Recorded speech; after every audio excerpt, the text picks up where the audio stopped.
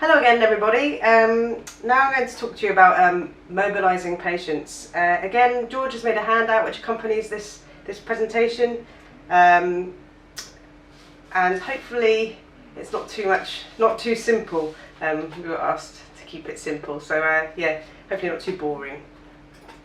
I'll start by saying actually that the best ward-based physio is mobilising patients, whether it's for their chest, to get them stronger, to get them home, to get them more independent. So it is a really important sort of role for us all to sort of take part in on the ward. Obviously we want to do it safely, so anytime we mobilise a patient, we want to make sure we risk assess. I'm not sure if you're all familiar with TILE or a TILE risk assessment. So TILE, where the T stands for the task, the I stands for the individual, L stands for load, and E for equipment or environment. So T is the task, so what are you being asked to do? Is it justified? I is the individual, so that's you. So can you manage? Do you need help? I mean, it may say above the patient's board that they need 2 people to mobilise, so in which case grab a friend. Load, so that refers to the patient. What can they do? In relation to their medical status and their OBS and the 4-point check and that sort of thing, also their sort of social history and background, and whether they're fit to mobilise, are they awake, are they agitated, that sort of thing. And E stands for equipment or environment. So what equipment do you need? What aids have they used recently? That could be written on the board behind the patient as well, or according to the nurses or the physio notes. And what space do you need as well? Is it safe?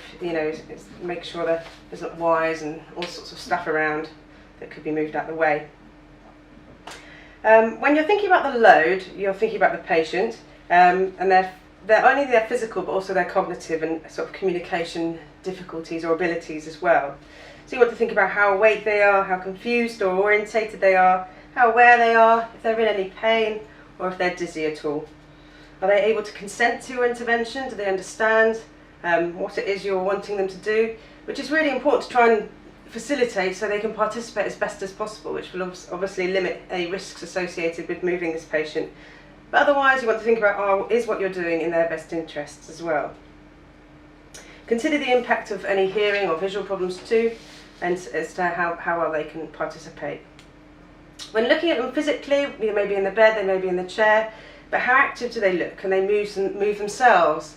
Obviously someone moving in bed, turning themselves over, may indicate that they've got quite good levels or less good levels of trunk activity. Have a look at their arms, whether they can move them well against gravity, and their legs as well. Can they straight leg raise or dorsiflex their ankles?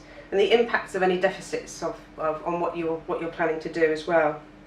Start with looking at sitting balance. If that all looks fine, this is easier to manage to get up onto the edge of the bed through side lying if someone's more dependent, and obviously you'd want 2 of you if someone struggles to turn over and sit themselves up.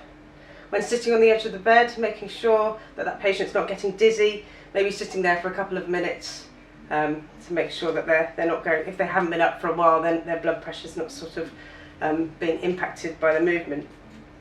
When they're sitting there, you can look at weight transfer sideways or forwards, obviously really important for getting up, and look for a loading response through their legs, that they look ready to weight bear.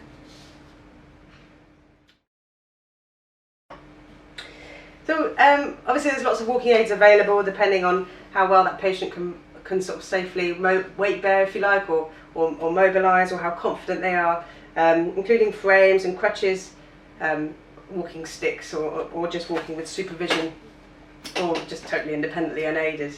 Obviously to stand with a frame you want anti-gravity extension in your legs. You want to be able to sustain sort of your balance using your upper limbs for stability to weight transfer. Now again, very, very simply, I'm just going to talk about getting up. Before you help that patient up out the chair off the bed, just make sure the brakes are on wherever they're getting up from, or the chair is blocked with the wall behind them. Also make sure that patient's wearing socks or safe footwear. There's hospital socks with grippy bottoms, which are sort of deemed safe for patients to walk around wearing. Before you help a patient up, make sure their pelvis is near the edge of the seat, that their feet are well back, that they lean forwards to stand, and they push up using their hands. Try not to ever block forwards momentum of their trunk that will stop them getting up, and also don't encourage them to pull up onto the on the frame. So you're really trying to encourage sort of good habits to promote as well how well they participate in getting up, and how strong they're getting and how independent they'll become. Often aspects of sit to stand are sort of lost during a prolonged stay or prolonged immobility due to reduced confidence, deconditioning and sort of associated weakness. Next I'll talk about the stairs. So often we have to assess people on the stairs before they go home. Make sure obviously this is necessary before you go and do it, and it always takes 2 people to go out to the staircase, so that's for safety, so if anything does happen someone can run back and get assistance. I think that's it. That's all I have to say about the stairs. I mean, obviously if someone has a more painful or weaker leg, they go up ascending with their stronger leg and down descending with their weaker leg. Make sure that they're using the handrails they would do at home. There are also practice stairs now available on many of the floors, but yeah, your buddy will be able to tell you about where these are. Nearly finished. I think it's really important to talk about if that patient becomes unwell while they're with you. Obviously try to get them to a safe place. If you can get them onto the bed or onto a chair, or slowly let them lower them to the ground. But just shout for help. There's always people around, or you could pull one of the emergency bells on the ward that are behind each patient's bed. Obviously if you're involved or you get wind that there's an emergency going on and they ask you to put a call out, the number is 2222, and you say that whether it's a crash call or a medical emergency and where you are. Finally, when you leave your patient, this is a patient who hasn't just become very, very unwell, make sure that they've got their call bell, they've got a drink, and obviously give them feedback on the session and whether or not that they're ready to go and that sort of thing. Yeah, but good luck and thank you for all your help.